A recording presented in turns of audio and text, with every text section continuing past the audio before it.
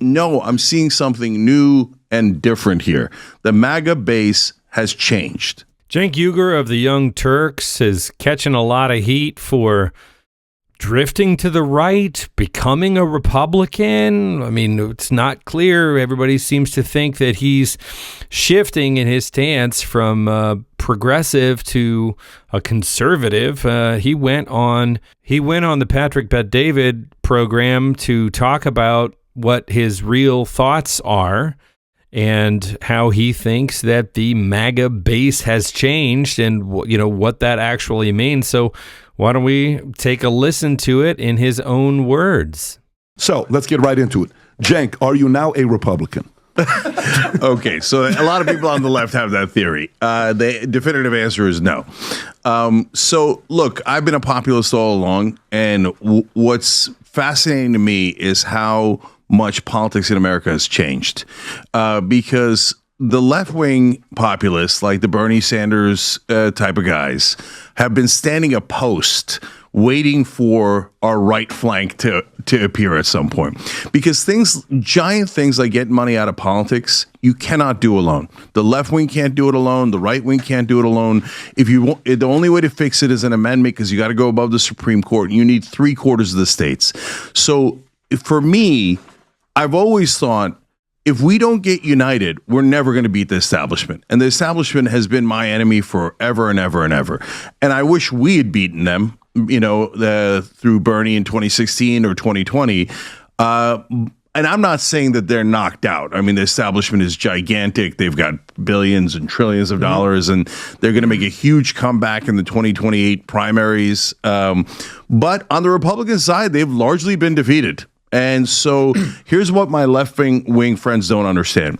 They think you guys are all MAGA, and MAGA means it's a cult, and you're never going to disagree with Trump. You're never going to disagree with each other. And that you are like their father's Republicans. But you're not their father's Republicans. I just got to interrupt him. There's a fair amount of evidence for that. That's not just, distaste of the stance. It's been lockstep. And so our side, I've been trying to get them to realize that Joe Biden, Nancy Pelosi, all these folks that take the money, they're not on your side. They're on the establishment side, right? And for you guys on the right, when I used to debate you, and I don't mean you guys in specific, I mean in general, all I would get is wall-to-wall talking points. Oh, Mitch McConnell knows what he's doing. Oh, John Cornyn is the best. Oh, George Bush, Dick Cheney, etc.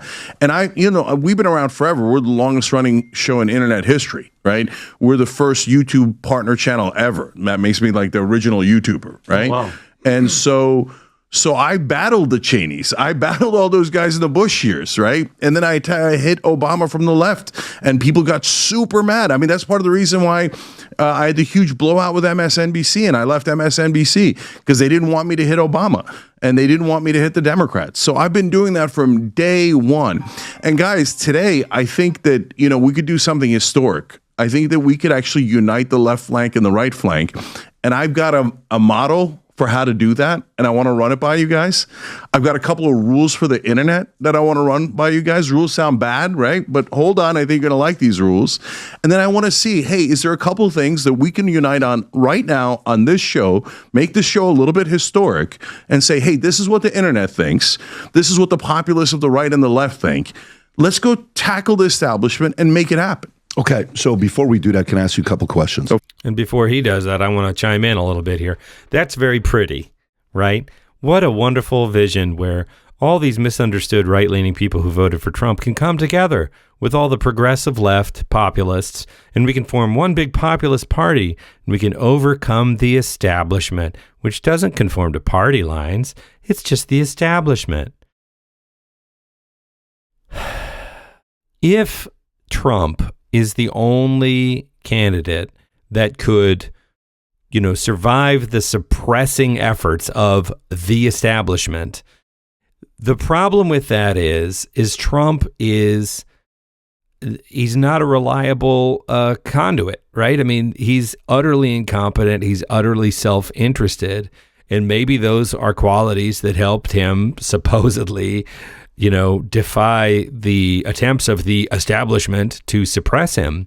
But that doesn't make him a good leader, right? You can't, he's going to be the president, dude. So you can't just be like, well, maybe if we get everybody together, we're still screwed.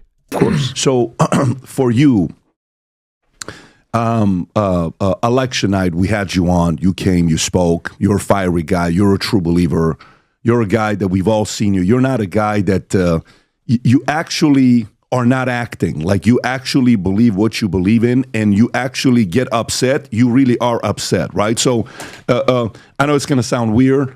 I think there is an element of Alex in you. There's an element of you in Alex. I know you don't want to hear that part. I'm telling you as a person that's a viewer, you guys have been on both for a long time, and you guys have both been hated by opposing sides, and I think you guys have a lot of similarities from the messaging that you believe in. Now, you may not agree with each other, but that's the messaging. What do you think with all these ideas? Like, sometimes for me, I'm running a business, and I have some ideas. I create a comp, and the comp is not growing the company. But I say, it's the right comp. Year later, nothing's happening. But it's the right comp. 2 years later, 3 years later, 5 years later, nothing's happening.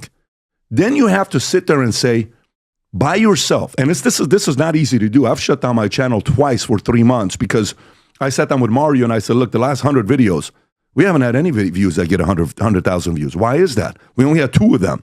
And we had 40 videos over 1 million views. Why have our last 100 not performed? We kind of talked about that a little bit when I was on your show as well. And then we shut down. We're like, okay, let's regroup. Watch those videos they used to do. Watch this year. What's happened with the climate? What's changed? Is the market pivoting? You're not. Are you, with your values and principles that you had, the results? For you, what did you notice where you said, maybe I was wrong with these principles that I thought were the right way to think about? I know I was right about this. This is the one thing that whether I'm right or wrong, I'm not compromising. It's my conviction. But I know I was wrong about these 2 things. Is there anything that you personally went through? Yeah, there's a tiny on policy, but more on how to react to the right wing, which is a really, I think, interesting conversation. So look, I get why the left is skeptical, because what happens is usually there's a pattern, and unfortunately some former TYT hosts have done this, where they beseech the right wing. They start agreeing a little bit and then a lot, and then next thing you know, they're pulling a Reuben or eating a Reuben sandwich, and I don't eat that, right? And I don't do that. But what has happened, to the core of your question? So there's tiny things around policy, like I believe in no cash bail, right? So if 2 guys commit a sexual assault, one is poor and one is rich, the rich guy pays bail, gets out, the poor guy can't. And by the way, they're accused. It's alleged, right? You don't know. But the poor guy stays in jail for mainly being poor. So it makes sense to be for no cash bail. But what wound up happening is California, for example, reduced some felonies to misdemeanors, which they didn't really tell us. It was in a prompt measure. I voted for the prompt measure, but they never actually said in the ballot measure, we're going to reduce penalties for these crimes, which are some significant crimes. And when you combine the 2 things, repeat offenders kept getting out of jail and doing another crime and another crime and another crime. And I realized, okay, wait a minute, we got an issue here. So on no cash, first of all, on the issue of taking the felonies to misdemeanors, once we found out what was going on, I'm like, look, I've been to every progressive convention there's been and every progressive conference, talked to every leader, etc. I never heard anyone say, let's take felonies and turn them into misdemeanors. I don't know where the hell that came from, right? So I said, okay, now that I see that, okay, if you commit 3 offenses, then you're a repeat offender and you have to put up a cash bail. Okay, so if you're a guy, oh my God, gee, son, you got accused and you didn't do it, okay, no cash bail, right?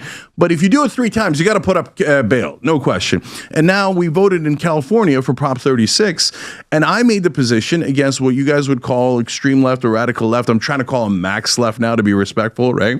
But those guys said crime is imaginary, and I said, no, crime is not imaginary. Crime is definitely real, and crime is going up. And guys, if we don't do something about putting these folks in jail if they're repeat offenders, we're going to lose everybody. And they said, you're nuts. That's not going to happen. Then Prop 36 in California was to put them back to felonies, right? It won with 70% of the vote. 70% of the vote, right? In California. And that's my point to my friends on the max left. Like, you guys want to be maximalists, but that's not where Democratic voters are.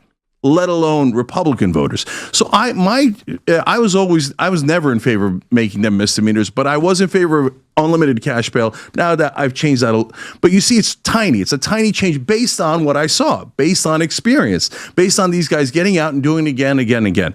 But the main thing, Patrick, is before, when I battled the right wing, it was a wall, right? I'm just like, nobody's listening to one another. They're just doing talking points. I hated it. And then MAGA looked like they were 100%. I'll be honest. I mean, in 2020, I was super pissed. And I said, look, I don't want to talk to Trump supporters. All I hear is the same thing. Trump, and they never waver. So what I'm saying to the left now is, no, I'm seeing something new and different here. The MAGA base has changed. Okay, that doesn't mean they don't like Trump. It doesn't mean that they're not right wing, but there is a significant portion of the MAGA base now that is, in my opinion, right wing populists who are actually anti-establishment, actually anti-corruption, actually anti-war. And what I'm trying to tell the left is, take the win. Take the win. We've been standing opposed here for 20 years, trying to cut the Pentagon, trying to be anti-war, getting money out of politics. If people say yes, for God's sake, that's our lost tribe. Those are our right-wing brother and sisters who are Americans, who are populists, who agree with us. Let's go fight the establishment together, because if we're united, they cannot stop us. I think that might be possible if you abandon the two-party system we have and you try and form some entirely new party. I don't see being able to do that through Trump, and that's where we are, right? That's where we are. So this idea is like, well, I believe in all that stuff and I like Trump. That's the problem right there. That's the problem. It's not a personality thing, although I'm sure his personality is garbage, as evidenced by everything he's ever said. But it's more that he is incompetent and he's morally bankrupt, right? The guy's a narcissist. He doesn't care about anything but himself. And he uses fascist techniques, Trump, because those are expedient. Right? Because he wants to do what's good for him and he doesn't want to have to deal with opposition. So you employ fascist techniques. Now he gets compared to Hitler, right? But I did another video on this. Hitler had an ideology, right? Trump doesn't have any ideology. Trump's just about himself. So the problem here is that we have voted into power, for whatever reason, the worst possible person for the job, and we're going to have to ride that out. And everybody keeps talking about the 2028 election. I don't know, guys. They've got both the House and the Senate. They've got the Supreme Court. They've got a lot of the federal judiciary. I mean, what's to stop? This has happened before in other countries, and we all think it can't happen here because it hasn't yet. But that's not great reasoning for me. Anyway, are you a Cenk Uygur fan and you're on his team? Do you think he's a turncoat? I can't imagine too many Patrick Bet David fans are in here, but maybe you are, and maybe you want to talk about how great he is. But I'm sorry to laugh at you if that's where you are. But I think that, I can respect Cenk Uygur and his work on the Young Turks. I think this feels like, a little rose-colored glasses, a little blind, a little sunny side of the street optimism, considering the pickle we are in that takes effect on Inauguration Day. And I want to know your thoughts in the comments.